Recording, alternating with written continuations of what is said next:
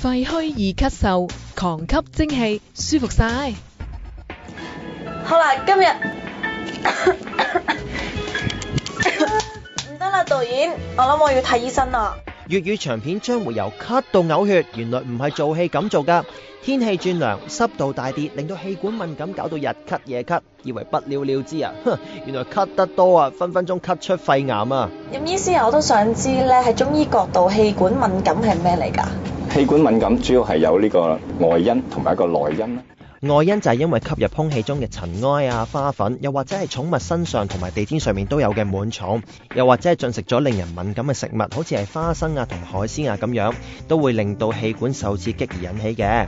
內因就係因為肺部虛弱，吸入塵蟎之後唔能夠排走，令到氣液上衝，搞到喉嚨痕下就痕到咳啦。咁咩叫寒咳、熱咳同埋燥咳啊？寒咳咧，我哋就係咳嘅時候咧，比較喉嚨比較痕啦，同埋咧我哋會比較怕凍一啲嘅。而熱咳咧，我哋就覺得喉嚨比較痛嘅，咳嗽聲比較重嘅。另外一方面咧，就係叫做燥咳啦。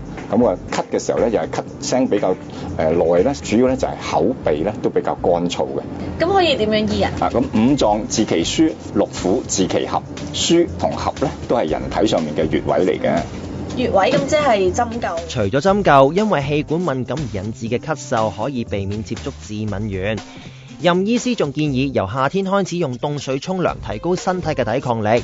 而家庭醫生關嘉美就話可以多啲吸下暖氣，舒緩一下個氣管。當然仲可以飲啲滋潤嘅物品同埋湯水啦。